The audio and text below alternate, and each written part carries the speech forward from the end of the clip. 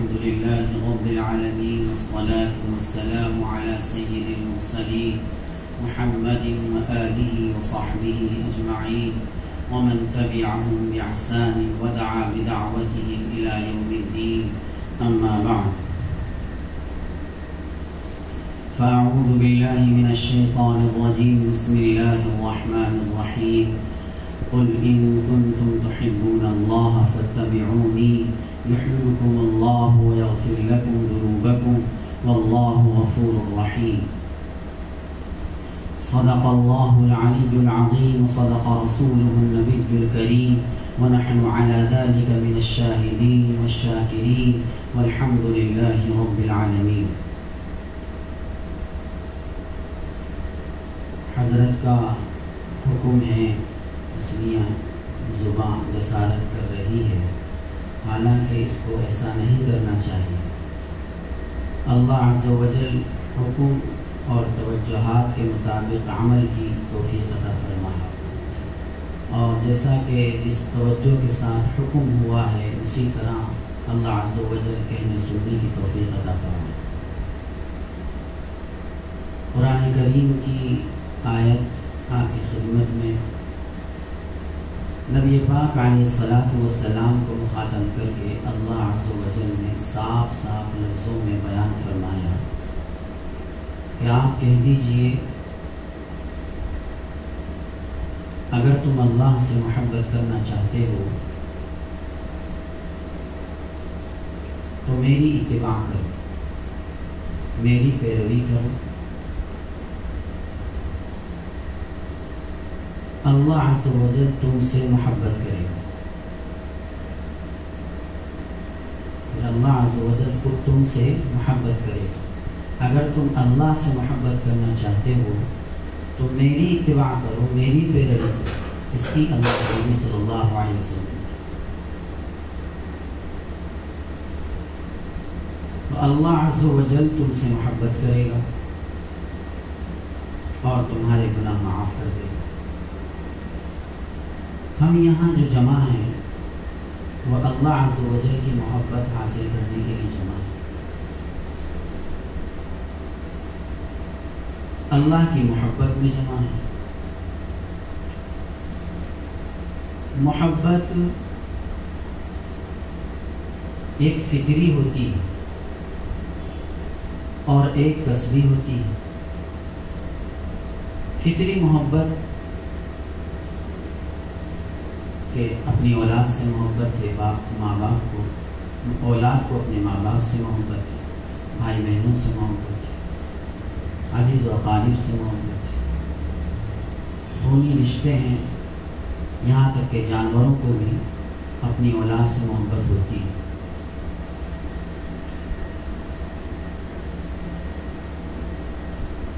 روایت میں آتا ہے کہ اللہ عز و جل نے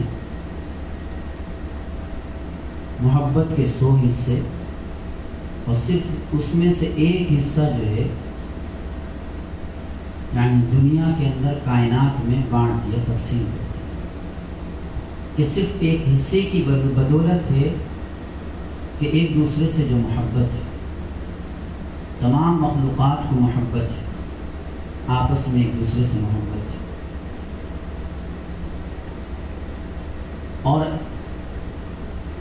ایک کسبی جو محبت ہے یعنی عقلی محبت ہے، اختیاری محبت ہے. اس کی وجوہات بہت سی ہیں، جس میں 3 کہ ایک تو محبت کسی سے ہوتی ہے تو کسی وجہ سے ہوتی ہے.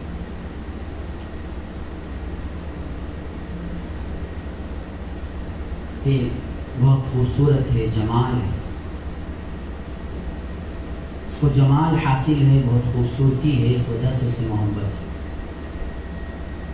یا اس کے اندر کوئی کمال ہے، کوئی کمال درجے کی بات ہے اس کے اندر، تعلیمی لائن سے اور صلاحیتوں کے اعتبار سے،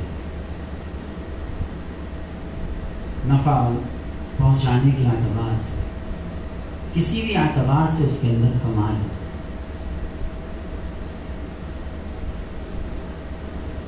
اور تیسری چیز احسان کی وجہ سے، اس سے محبت ہو جاتی ہے. ایک انسان کو ایک انسان سے کہ اس نے اس کے ساتھ احسان کا معاملہ کیا، اس نے بھلائی کا معاملہ کیا، خیر خواہی کا معاملہ کیا، اس وجہ سے اس سے محبت ہو جاتی ہے. عقل میں یہ بات آتی ہے کہ ہاں اس نے احسان کیا، ہمارے ساتھ ہمدردی کی، خیر خواہی کی، وہ بہت خوبصورت ہے، بہت اچھا ہے. اس کا انداز بات کرنے کا، چلنے کا، آنے جانے کا، مہمان نوازی کا بہت خوبصورت انداز ہے، دل کو لبھا دیتا ہے. کوئی سوال کرو تو جواب کتنی خوبصورتی سے. اسی طرح اس میں کمال ہے، اس سے کمال ہے.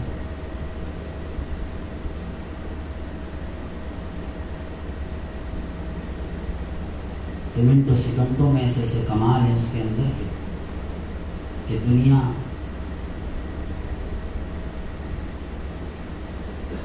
بالکل مبہوت ہو جائے. اب غور کرنا ہے اس بات کہ بھئی فطری محبت تو ہے، سب کو ہے. اللہ اور اللہ کے رسول کے صلی اللہ علیہ وسلم، حالانکہ عقل کیا کہتی ہے کہ سب سے زیادہ محبت اس سے ہونی چاہیے، اللہ عز و جل سے اور اللہ کے نبی محمد صلی اللہ علیہ وسلم سے. اللہ عز و جل تو اللہ ہے، شاہنشاہ ہے، سارے کمالات، سارے احسانات، سارا جمال، ساری خوبصورتیاں اس کے اندر ہیں.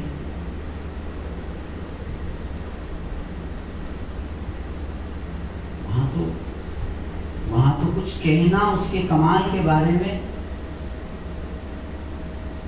کمال ہی کمال ہے، جمال ہی جمال ہے، اور احسانات ہی احسانات ہیں کہ اس کا احسان ہے یہاں بیٹھنے کا، اس کا احسان ہے کہ ٹوائلٹ کے تقاضے پورے ہو جاتے ہیں آرام سے، اس کا احسان ہے کہ کھانا جو ہے ہاضمے میں آ جاتا ہے، اس کا احسان ہے کہ آنکھ دیکھ رہی ہے، زبان بول رہی ہے، کان سن رہے ہیں، جسم کام کر رہا ہے. اس کا احسان ہے ماں باپ دی، بھائی بہن دی، رشتے دار دی، خالق دی، انسان بنایا اس کا احسان ہے، ایمان دیا اس کا احسان ہے.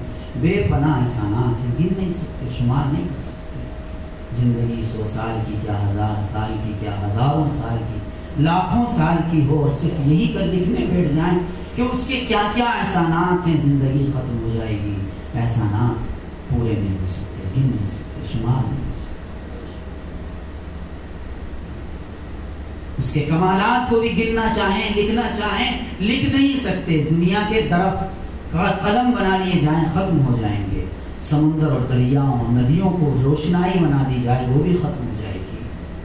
لیکن اس کے احسانات اور اس کے کمالات کے بارے میں لکھا جائے تو نہیں پورا ہو سکتا. اس کے جمال کے بارے میں لکھا جائے تو پورا نہیں ہو سکتا. اس لیے یہ محبت اس کہتا کہ کسبی ہے، عقلی ہے، عقل میں آتی ہے.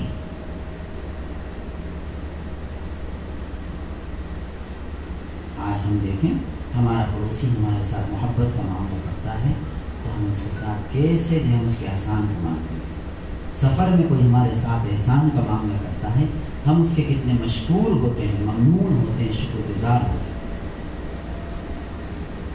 کوئی ہمارے ساتھ کبھی بھی کسی وقت میں بھری گرمی میں، شدید گرمی میں پانی پلا دے، بھوک پر کھانا کھلا دے، ضرورت پر کام آ جائے، کوئی ہمارا ساتھ دے دے، ہمارے ساتھ کھڑا ہو جائے خوشی میں، غم میں، اس کا احسان، اس کے احسانات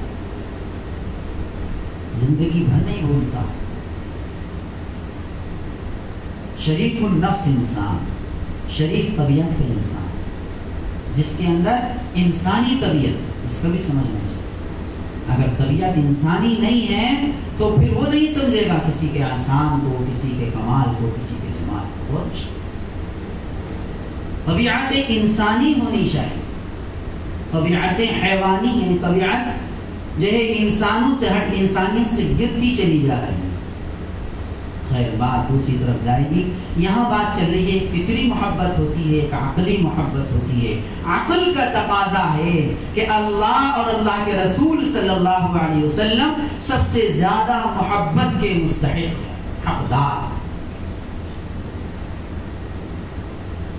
ہماری جان کہتی ہے، ہمارا مال کہتا ہے، ہمارا سماج کہتا ہے، ہمارا معاشرہ کہتا ہے، ہماری زندگی کا ہر پہلو کہتا ہے کہ اللہ اور اللہ کے رسول صلی اللہ علیہ وسلم سب سے زیادہ محبت کے مستحق ہیں، حقدار. کہ اگر کسی سے محبت کی جائے، اگر کسی سے سب سے زیادہ محبت کی جائے، کیوں؟ کس وجوہات سے؟ احسانات کی بنیاد پر، خوبصورتیوں اور جمال کی بنیاد پر، کمال کی بنیاد پر، تو اللہ عز و جل کی ذات اقدس ہے، اور آپ کے بعد اللہ کے نبی صلی اللہ علیہ وسلم کی ذات بات.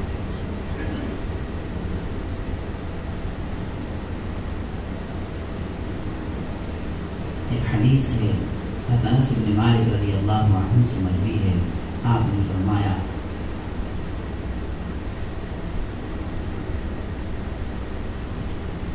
کیا فرمایا کہ میں تم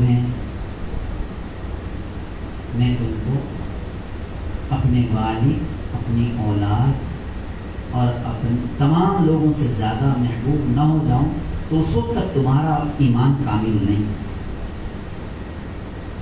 سب سے زیادہ تمہیں محبت کس سے؟ مجھ سے ہو، اپنے والد سے بھی زیادہ، اپنی اولاد یعنی والدین سے بھی زیادہ، اولاد سے بھی زیادہ، اور تمام لوگوں سے. دوسری ایک روایت میں، یہ روایت بخاری شریف کی، دوسری روایت میں مسلم شریف کی، اس میں اس بات کا اضافہ ہے کہ اپنے اہل و عیال سے بھی زیادہ اور اپنے مال سے بھی زیادہ، اس سے مجھ سے محبت تو کامل ایمان نہیں.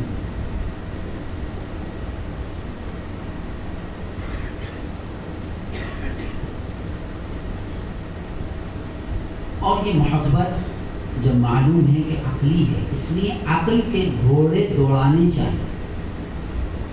عقل کے گھوڑے دوڑانے چاہیے. جتنے عقل کے گھوڑے دوڑیں گے، اللہ کے عز و جل کی ذات مبارکہ یعنی اللہ عز و جل کی صفات، اللہ عز و جل کے کمالات، اللہ عز و جل کے احسانات، اللہ عز و جل کے جمال کے تعلق سے جتنے عقل کے گھوڑے دوڑیں گے، اتنی محبت پیدا ہوگی. اللہ عز و جل کی ذات کے بارے میں نہیں، آپ کی جو صفات ہیں اللہ کی اور اللہ کے جو کمالات ہیں، کمال آپ نے آسمان اتنا بڑا بنا دیا بغیر ستون کے، ایک ستون نظر نہیں آ رہا، کوئی آثار نظر نہیں آ رہا. کیسا اللہ نے بارش کا نظام کیا ہے، کیسا صاف ستھرے پانی کا نظام کیا ہے، آب و ہوا کا نظام کیا ہے. کیا تھا، کیا حیثیت تھی گندے نطفے سے اتنا خوبصورت انسان، اتنے گندے نطفے سے، گندے قطرے سے اتنا خوبصورت انسان. اللہ کے نبی محمد صلی اللہ علیہ وسلم جس زمانے میں مبعوث ہوئے اور آپ نے جو قربانیاں دی، آپ کو جو فکر تھی، تڑپ تھی، کڑن تھی امت کے تعلق سے، اس میں بھی عقل کے گھوڑے دوڑانے چاہیے، عقل لگانی چاہیے. جہاں عقل لگتی ہے پھر وہیں جو ہے دل بھی لگتا ہے، جہاں عقل نہیں لگتی وہاں دل بھی نہیں لگتا. ماں باپ سے محبت میں اگر عقل بھی ہے تھوڑی بہت تو پھر سچی محبت ہوتی ہے، ورنہ ماں باپ سے پھر کیا ہے، کام نکالنے کی مطلب کی محبت ہوتی ہے. کہ ماں باپ نے کتنی قربانیاں دی، بچپن میں کیسے انہوں نے قربانیاں چلی، کیسے کیسے بیچارے باپ پسینے میں، جاڑوں میں، گرمی میں، برسات میں محنتیں کرتے ہیں، ہمارا خیال ہے. ہم 5-10 بھائی بہن کیسے انہوں نے قربانی دی. جب عقل تھوڑی سی دوڑتی ہے تو سچی محبت پیدا ہوتی ہے، اگر عقل نہیں لگتی تو مطلب کی محبت ہوتی ہے.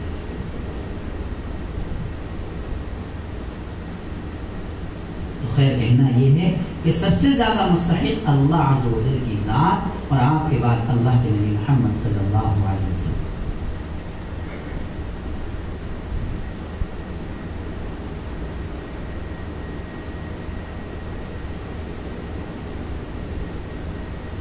تو اللہ کے نبی صلی اللہ علیہ وسلم جس زمانے میں مبعوث ہوئے معلوم ہے کیسے خانہ جنگیاں ہیں، فسادات ہیں، پریشانیاں ہیں، عورتوں کی کوئی عزت نہیں ہے، مقام نہیں ہے، کیسا شراب جوا سکتا، دنیا بھر کی خرافاتیں۔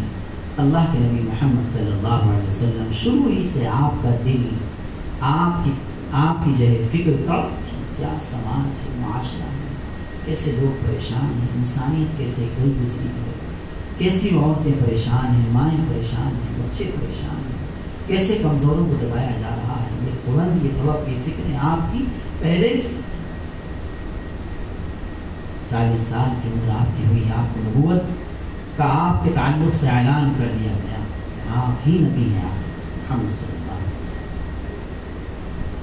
آپ فکر و طلب تو آپ کو پہلے سے تھی امت کی، اور پھر آپ کھڑے ہوئے، آپ نے پرواہ نہیں کی کون مارے گا، کون گالیاں دے گا، کون جو ہے برا بھلا کہے گا۔ امت انسان انسانیت سے گر رہا ہے، انسان جو ہے کیا ہے کہ جہنم میں جا رہا ہے، یہ کسی طرح جنت کے راستے پر آ جائے۔ آپ کو تڑپ تھی، کوہن تھی، فکریں تھی، کیا ہے کہ دن میں بھی اور رات میں۔ اللہ کے نبی محمد صلی اللہ علیہ وسلم نے کیسے کیسے قربانیاں دی، شہید کیا کہ خون میں لہو لہان میں سب کچھ۔ عقل اگر لگائیں گے، سوچیں گے اللہ کے نبی محمد صلی اللہ علیہ وسلم کو کہ آپ کے کتنے احسانات ہیں، آپ کا جمال لائے ہے۔ صحابہ کیا فرماتے؟ ہم چاند کو دیکھتے کبھی جب چودھری رات کا چاند ہوتا، کبھی آپ کو دیکھتے ہیں، کبھی چاند کو دیکھتے کبھی آپ کو دیکھتے کہ دیکھتے کون زیادہ خوبصورت ہے۔ آپ کیا کأنہ قطعۃ، مجھے وہ لفظ صحیح یاد نہیں کہ قمر کا لفظ ہے کہ گویا کہ آپ چاند کا ایک ٹکڑا ہیں، چاند کے ٹکڑے سے تشبیہ دی کہ چاند نہیں کہا، چاند کا ٹکڑا کہا۔ کیوں کہ چاند میں بھی دھبے ہیں، وہ ٹکڑا جو کہ خوبصورت ہے جس میں دھبا ہے۔ چاند سے بھی زیادہ خوبصورت ہے، چاند کے گویا کہ چاند کا ٹکڑا ہے، چاند سے بھی زیادہ خوبصورت۔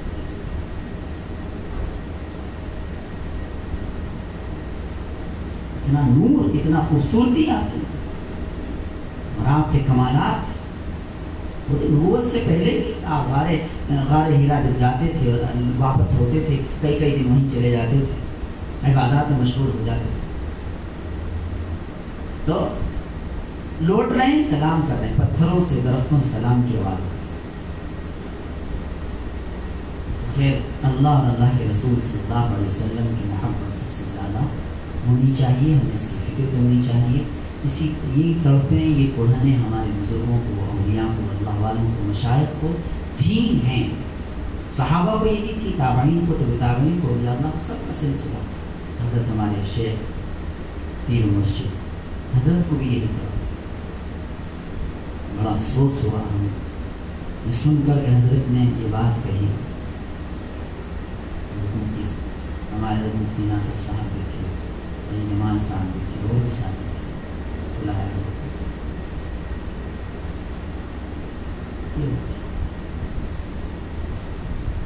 تڑپنے والے، توڑنے والے، فکر کرنے والے تو واقعی لوگ۔ ہم تو صرف مزے لے رہے ہیں، مزے پھل کھا رہے ہیں۔ ہمارا تو بس یہ ہے کہ ٹھیک ہے جو کچھ کر لیا، باقی تو جن بزرگوں سے، علماء سے، ابھی شیخ سے تعلق ہے، ان سے دعا کراتے رہے، ان کی دعاؤں سے کام ہونا چاہیے۔ کیا کہا کہ بھائی میں تو یہی سمجھتا ہوں کہ میری وجہ سے کام صحیح نہیں، میرے اندر کمیاں ہیں، میرے اندر کمی ہے، جس کی وجہ سے جو ہونا چاہیے کام وہ نہیں ہوگا۔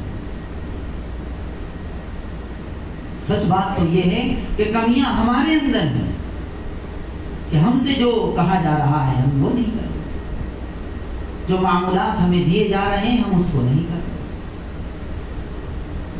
جو چاہتے ہیں پیر و مرشد حضرت کی وہ ہم سے نہیں، وہ ہم نہیں کر پا رہے، جو مقصود ہے یہاں آنے کا اس مقصود پر نہیں آ، وہ مقصود ہمیں حاصل نہیں ہوا۔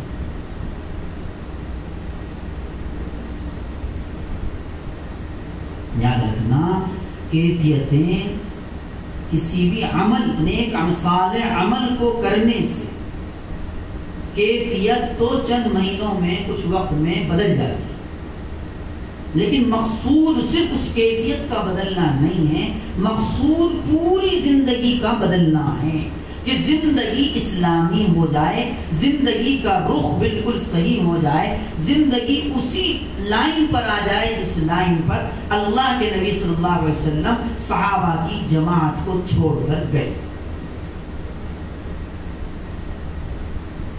بات سمجھ رہے ہیں؟